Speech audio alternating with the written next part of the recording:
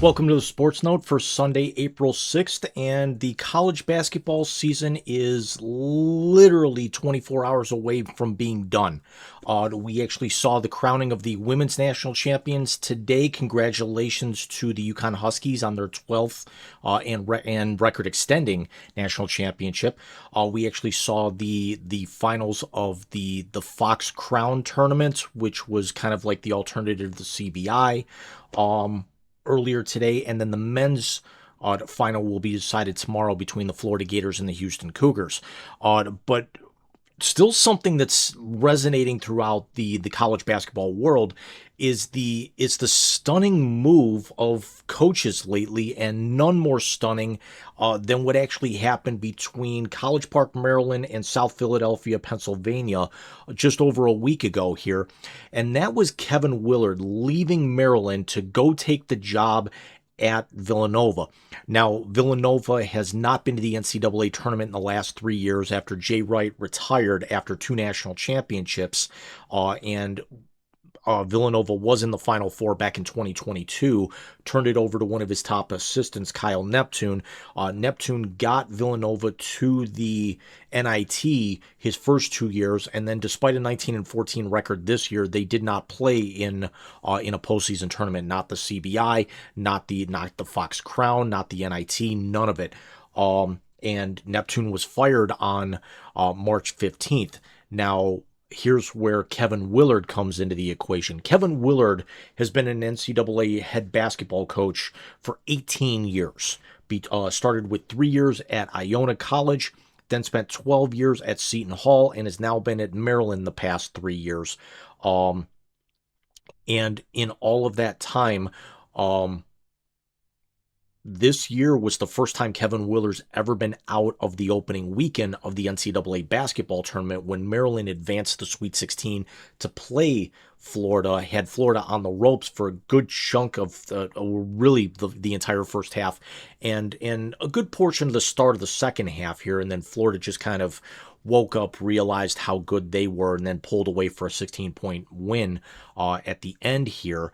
But then all the dirty laundry. There were some things that came out leading up to that game, and then all the dirty laundry and all the skeletons came out, and it got really ugly between Kevin Willard and Maryland's athletic department, the trustees, the board of directors, everybody. So with Willard spending those 12 years in Seton Hall, he had 5 NCAA tournament appearances.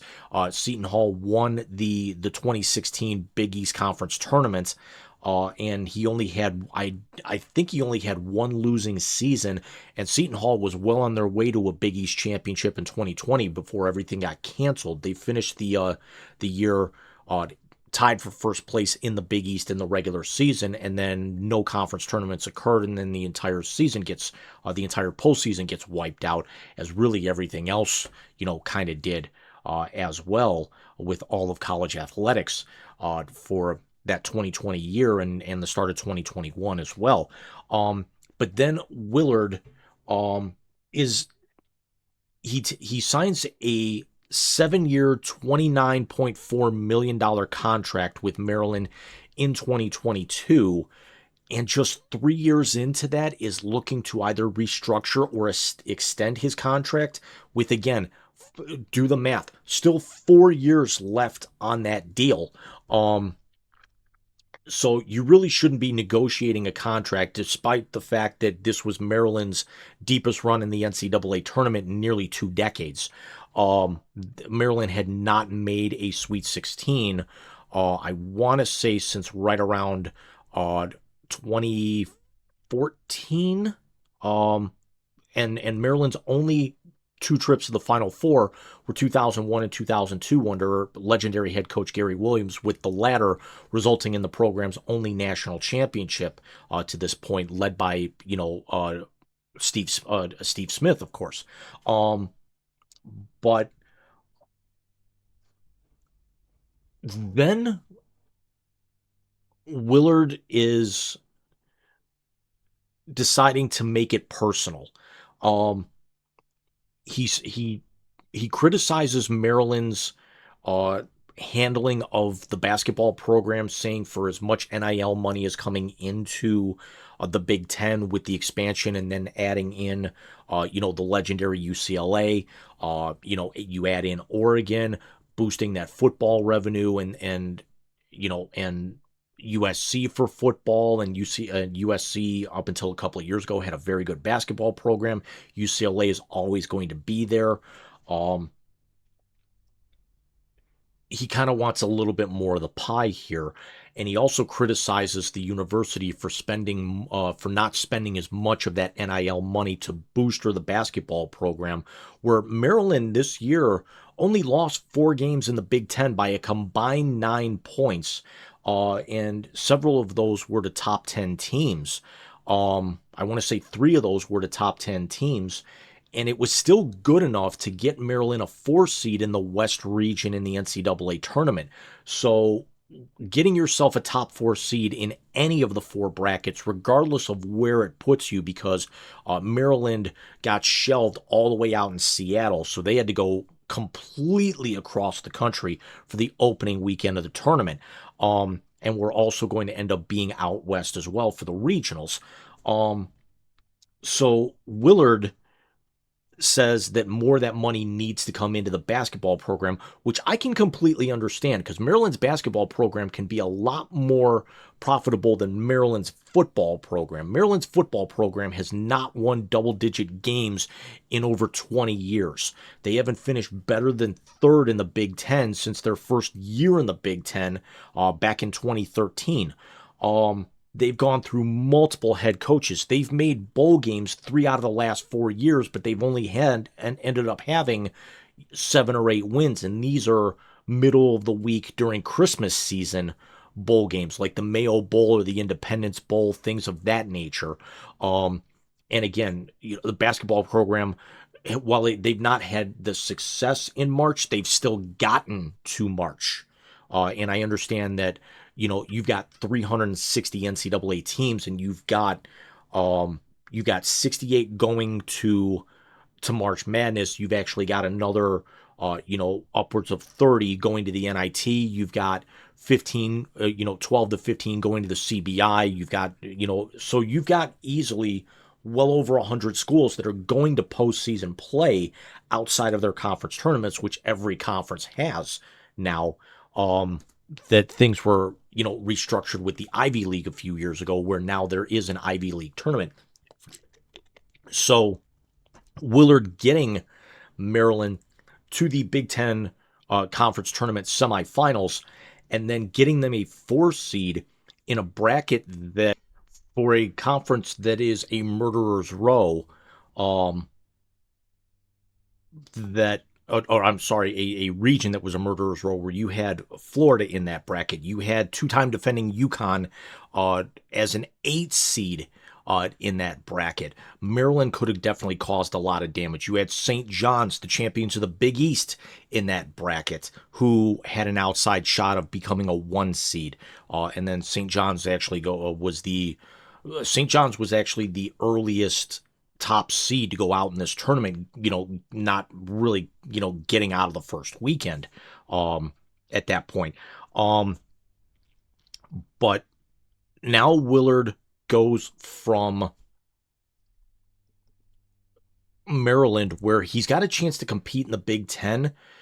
Now he actually goes from a murderer's row bracket in the NCAA tournament to arguably the hardest conference to win in college basketball, and that's the Big East. So now he's actually got to go up against Shaka Smart at Marquette. He's got to go up against Thad Matta at Butler. He's got to go up against Dan Hurley, who again has won back-to-back titles and is still the defending national champion until tomorrow night, even though they've already been unseated.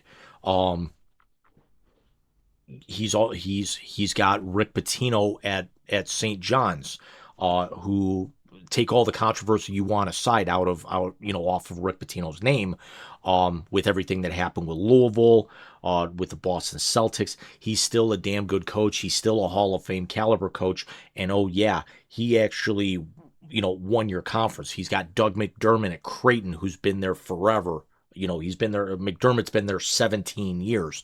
So now he jumps into that ring. Now, while financial terms of the contract were not disclosed yet, it is reported that it is going to be a $4 million salary for his opening year. Um, and it's going to be a lot tougher for him to be able to recruit. I mean, it might be easier to land some of the players because Villanova is still a prime name in the college basketball spectrum, and he could be the kind of guy that may be able to kind of get them back. I'm not saying he's going to eclipse everything that Jay Wright did in his time. And also, if I can go back to the coaches for 1 second, he also better be thankful that Sean Miller left Xavier in his second go around and took the Texas job, which opened up right about the time that Kyle Neptune was getting fired at Villanova. Sean so Miller took the Texas job on the 23rd. But then I actually said things were going to get ugly, and they did. And Willard not only called out the program prior to, but then also made it known and kind of doubled down on that, and also indicated that the athletic director at Maryland, Damon Evans, was leaving for the same job at SMU just a day or two after Florida eliminated Maryland in the Sweet 16. So certainly not a great look at all. And then Kevin Willard's just got to shut the hell up because he even said on Wednesday that, quote, "I just think it's time that everyone moved on," end quote. He's been prodded about this constantly since the announcement, his introductory press conference. He's refusing to speak about it, and he's only making things look worse because he made it very well known for his time at the Big East when he went to Maryland that he would absolutely go back if the opportunity presented itself. And Villanova's about as good a job as he's going to get there. He's not going to land it, he's not going to, with apparently as large as his ego has gotten, after the run that Maryland had this year,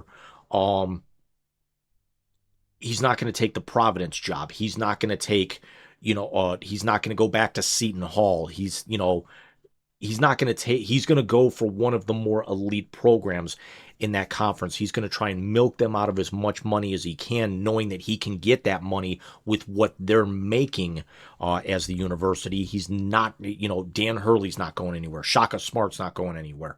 But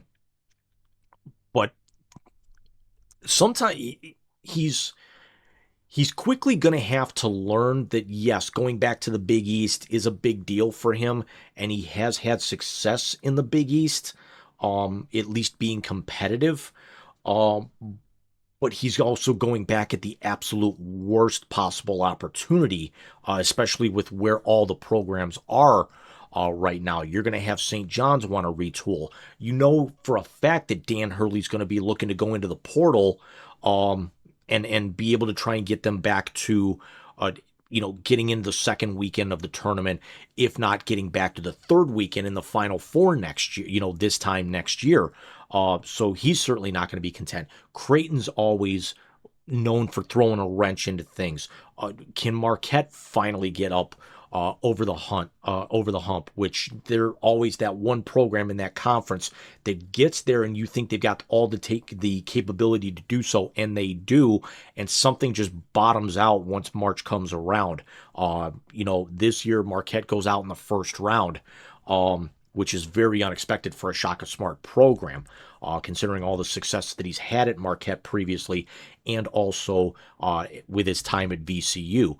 But they say, and I hate to start throwing the puns out, but they say that the Leopards never change their spots. What's Kevin Willard's excuse? What cliche can we use about him? Because it's obvious that when he took the Maryland job, when you start thinking about it in hindsight, he was never going to be able to get Seton Hall to that upper echelon like UConn, and Creighton and at the time Villanova were, when he left Seton when he left Seton Hall, but now it's becoming extremely apparent that it's all about the money for him.